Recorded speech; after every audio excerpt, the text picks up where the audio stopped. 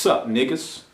What's up, everybody? It's Luke James, not the singer. If you're an indie artist looking for an album review and some promo, you can hit up Luke at redmattersite.com. And today we're going to talk about this album that comes to us from Kemba, and this one is called Negus. Now, Kemba was formerly known as YC the Cynic. He's an artist from out of New York, and you guys have been hitting me up a lot to review this one, so I'm glad I finally got the time to check it out, because there is a lot of great songwriting and content on here. I especially love it on the song New Black Theory, where he dismantles this whole idea of new black, where some black people seem to think that racism doesn't exist, because if you make it to a certain level where you're rich and you're famous and highly educated, you won't have to deal with racism, etc. But that whole idea to me is bullshit, because look at what President Obama has gone through, man. He's one of the most powerful people in the world, and he puts up with racist, vile shit spouted at him and his family daily. Not to mention Neil deGrasse Tyson, who is one of the smartest people in the world, who put up a Facebook post recently about some of the struggles that he's had with racism, some of the shit that he's faced with police. So I like that he's touching on this idea and dismantling it, because I think it is bullshit, like I said. But another track that comes through with good content, there's good content all over this one, that's what I'm going to focus on here,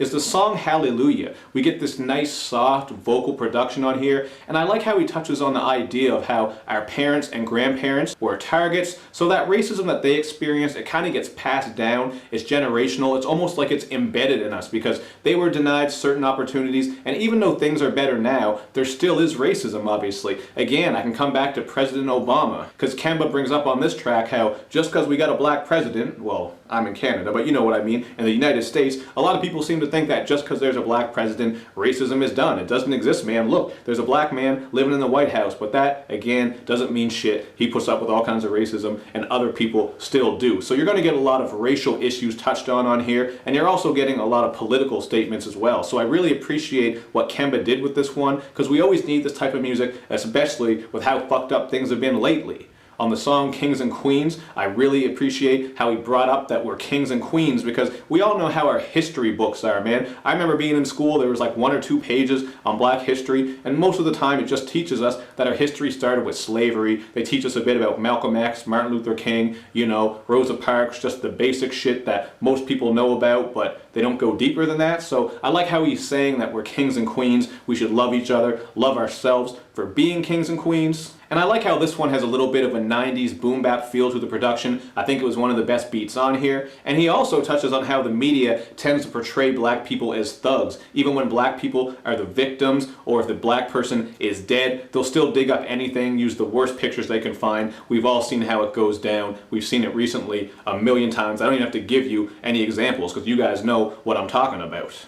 And with all this racial discussion happening on here, you know you're going to hear some shit about the shitty policing in the United States of America, including, once again, on Kings and Queens, how he asks how, you know, taxes are paying for these people and they're actually slaughtering other people. And then on the song Brown Skin Jesus, he brings up how even Brown Skin Jesus would say fuck the police, and he does this cool comparison between the police and gangs, because we know whenever gang violence happens or inner city violence happens, people love to talk about black on black crime, etc., etc. But we all know that shit is awful too, and we all know how these people suffer the consequences. They go to jail, they have to deal with what they've done, whereas the police usually don't have to deal with shit. We see them on camera murdering people with really nothing else going on. I mean, there's some instances, obviously, you could talk about this and that, but there's plenty where we've seen police doing shoddy police work, and so often they just still walk free, never have to answer for anything. So man, the content on here is fucking really dope. I love the songwriting and lyrical content. I can't stress that enough. But what holds this album back from being a classic, and I do mean that because I feel like this shit could have been a classic, or Kemba has it in him to eventually make a classic, but the thing that holds this one back for me is the production. There's a lot of stopping and going on some of these tracks. For example, We Made It has 50 seconds of this ethereal feel with singing that kind of reminds me of Isaiah Rashad, but then we have 2 minutes of a little clip tacked on to the end, and the song Heartbeat starts off with a clip, like just a scene of a police shooting happening, then we get this distorted synth, some distorted vocals coming into play, then we get the meat of the song, then we get some singing on the end. So you see what I'm saying? Some of these songs are a bit jumbled, and this whole project has a little bit of a jumbled feel to it, in my opinion. I think it would have really benefited from some stronger and more focused production, because there's some moments on here that seem a little bit out of place, including that superhero interlude, which is just this funky song in the middle of the project. So, you know, really I can only hate on the production. Not even hate on the production, I shouldn't say that. The production isn't trash, don't get me wrong. It's just not very memorable and impactful, and it is easily the weakest link of this project because the songwriting and the content here is fantastic. So I give this one a 3.5 out of 5. I recommend you guys check it out for yourself and then let me know in the comment section what you think, and make sure you do all that good YouTube and social media stuff, man, where you like my videos, you share them, you follow me on Twitter, you retweet the videos, and of course, man, you gotta subscribe to my channel and hook a brother up.